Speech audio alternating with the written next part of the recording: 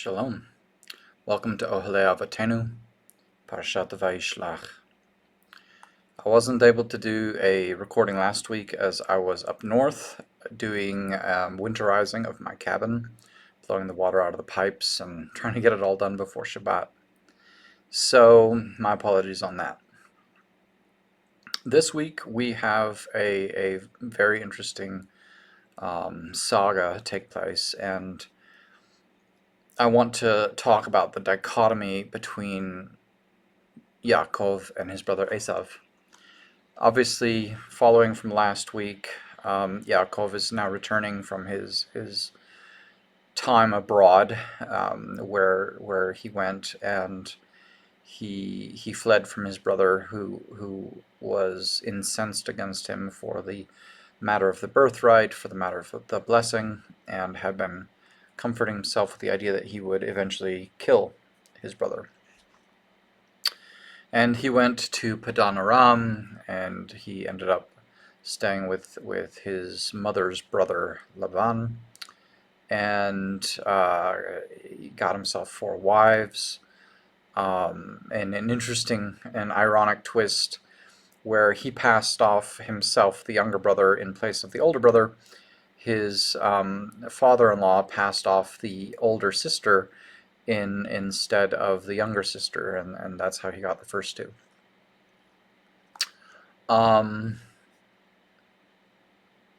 Then we have this whole thing about the wages changing, and eventually they're fleeing, and Rachel steals the gods, the household idols, and if your gods can be kidnapped, well, I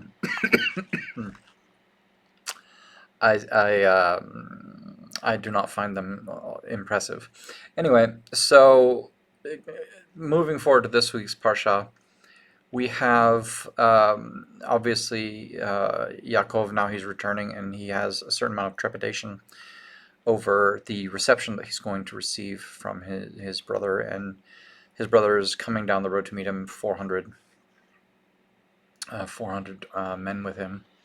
And so he starts sending gifts of flocks and herds, and he starts separating this wife and that wife and these kids and those kids, and trying to make sure that he doesn't have all of his literal and proverbial eggs in one basket. And then we come across this very interesting event where he wrestles with God, and or messenger of God, and there's a lot of commentary on this, specifically what it means. Now there is another what they call an Abrahamic faith that by the name of Islam, and from what I understand, the name Islam means submission, to submit to God. And yet, our people, Israel, the name comes from wrestling with God. What does it mean to wrestle with God, and why is it important to wrestle with God?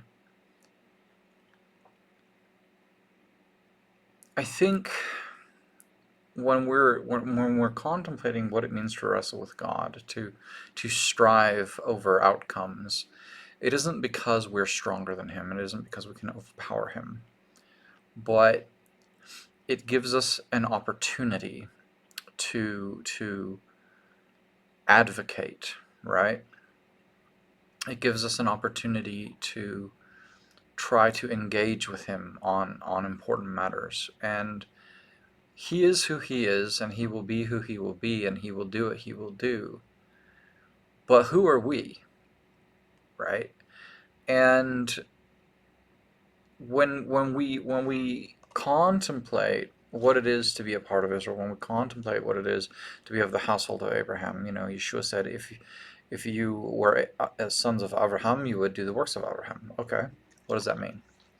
Well, when the Almighty showed up and He was going to judge Sodom and overthrow the plain with fire and brimstone, Avraham didn't just say, yeah, okay, they're sinners.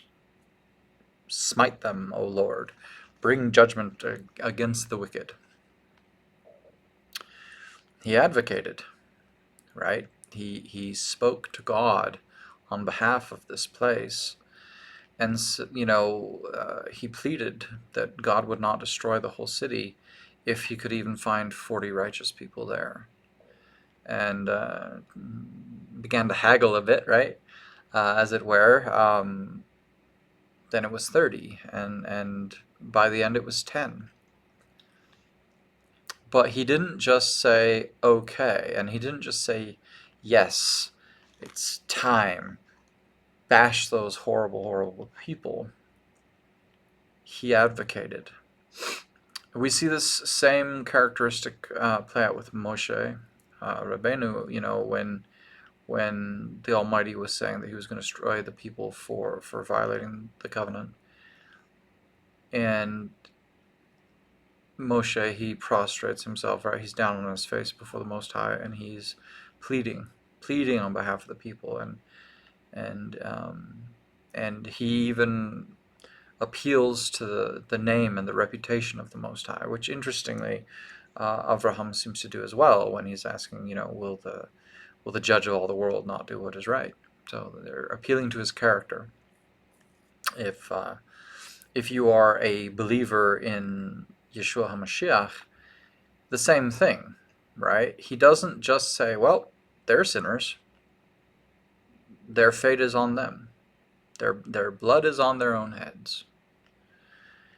But he strives and he pleads and he takes extraordinary measures on behalf of others. And why this is important is particularly because I wanted to draw out something in the Haftarah portion as relates to Yaakov's brother Esav, Edom. When we get to the passage in Obadiah, sorry, my reading Hebrew and English, sometimes my brain conflates the two. So we get to the passage in Obadiah, and it's like, okay, why does the Almighty bring judgments against Israel? Is it because the Gentiles are just mean, nasty, horrible people? And, that's that? No. We are judged because we violate his Torah. We don't honor the covenant. We don't do those things. But does that naturally make the Gentiles righteous? No.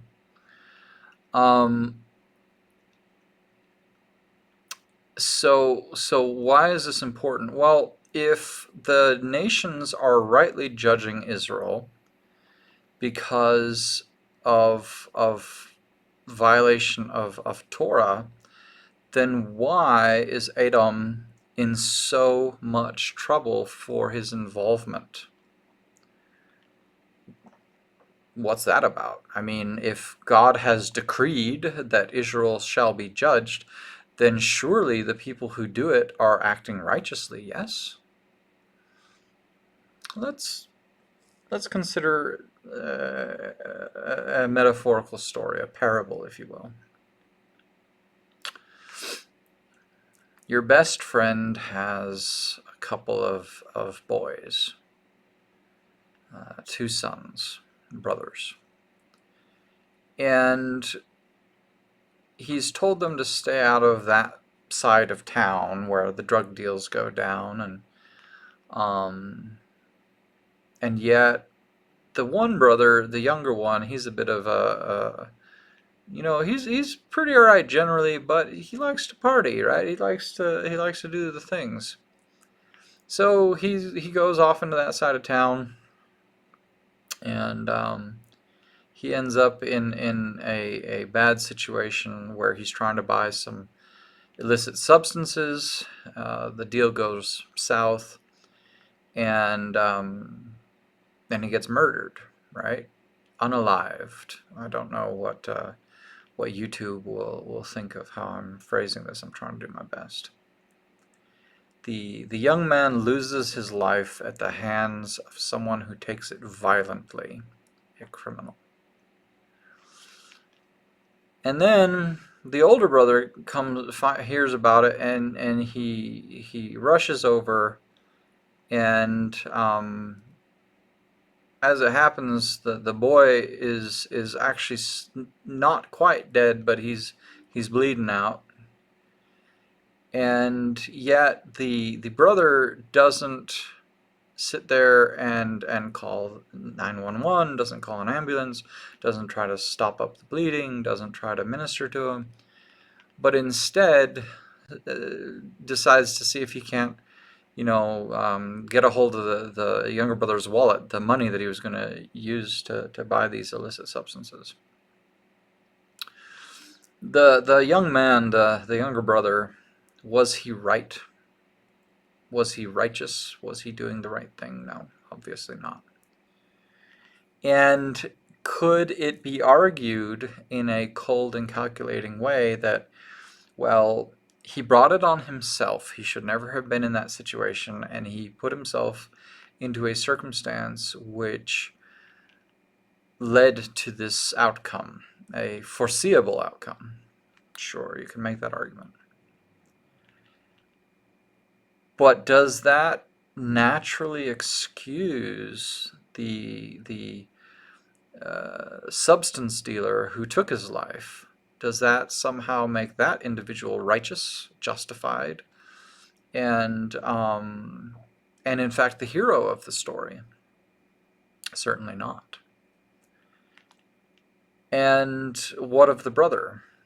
The brother, he didn't cause the young man to go into that side of town and to seek out the substances.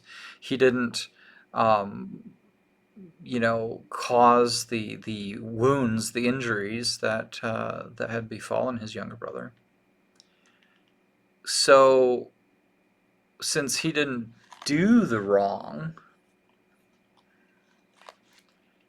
he's righteous in his response. He's righteous in how he did it. No, not at all. Not in the least. What we have in the world today is we have people that they're trying to classify very easily. This one's the righteous party, that one's the wrong party, and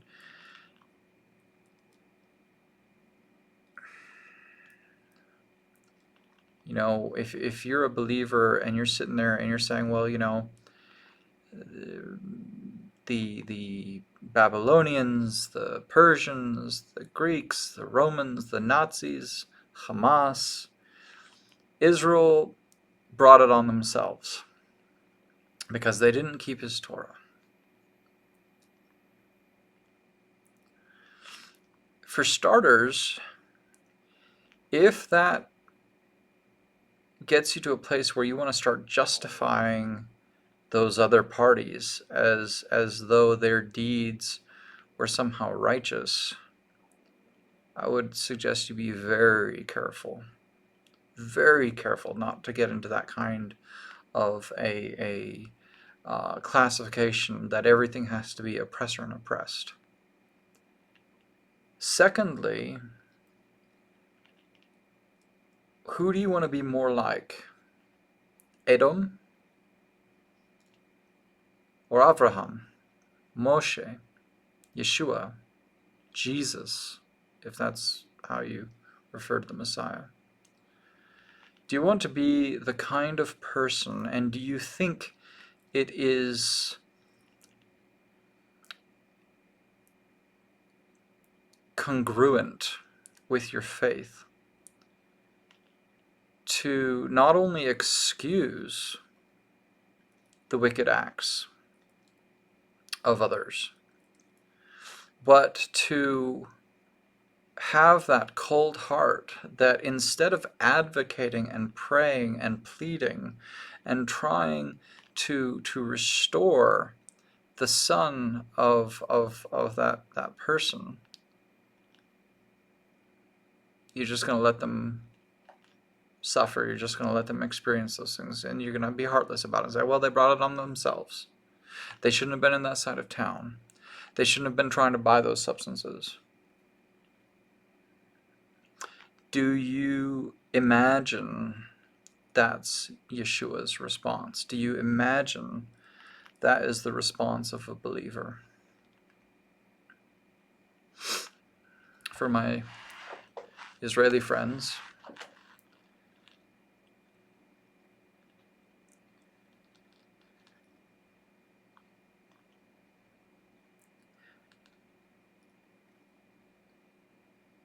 there is no equivalence between Israel and Hamas.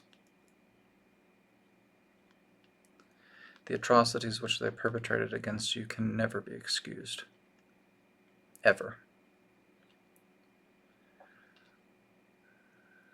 But the flip side of this coin is that doesn't automatically make you righteous. The man who took the young man's life, just because he was a criminal of that nature, didn't justify the actions of the young man. The Nazis, the Romans, the Greeks, they were wrong. They did evil. Hamas,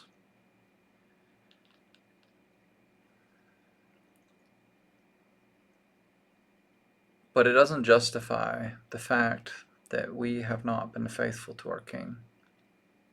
It doesn't make us somehow righteous. It doesn't excuse us. And when I heard about the Nova Festival, and my heart,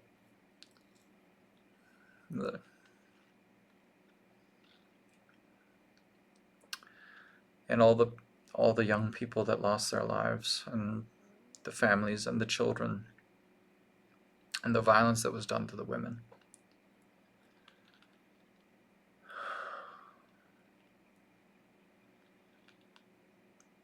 Stepping away from the narratives of oppressed and oppressor, right and wrong, it reads so much like a chapter out of the Tanakh. When our people did not honor him, when we're messing around with living ways that we should not live, and then he allows an enemy to come against us.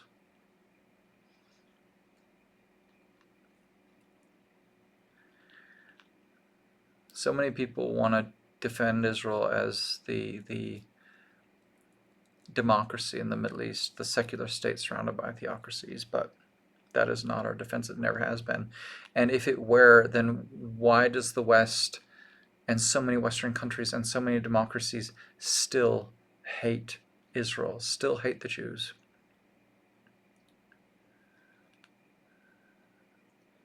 He said we would have these consequences if we didn't walk in his ways. And as often as we've tried to be like the nations, when have they ever stopped trying to kill us?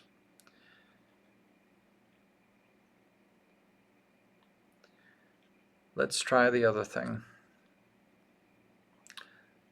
Instead of going down that part of town where they're selling illicit substances and trying to fit in with the cool crowd, the people that have always been trying to take our money and take our lives, let's return to the house of our Father, because that's the only place we have ever been safe. And you know what? If they come to kill us there,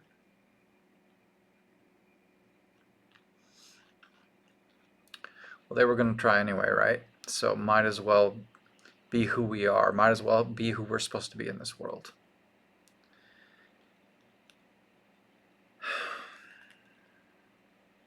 Don't be like Edom. Don't be like the uh, the person who is disobeying the Father and getting themselves into that situation. Certainly don't be like Hamas, the killer. Christian, Jew, Messianic, whatever we're talking about. Be like Avraham. Be like Moshe. Be like Yeshua the Messiah. Don't be like Edom. Advocate. Stand for righteousness. Plead for the other. Don't excuse wickedness in the camp, because it will lead to more events like October 7th. How many thousands of years must we go through this?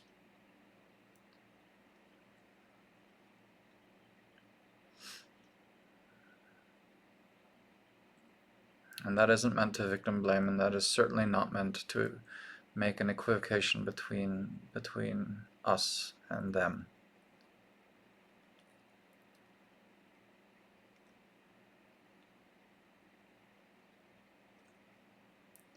I see so many people who call themselves servants of the King of the Jews acting like Edom. I see others cheering for Hamas.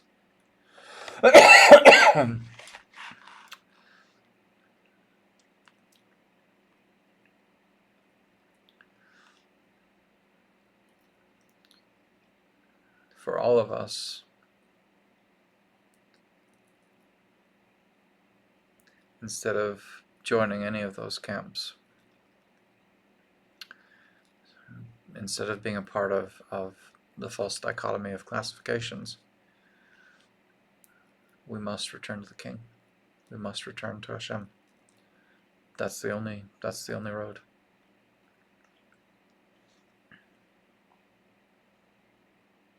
Shabbat Shalom.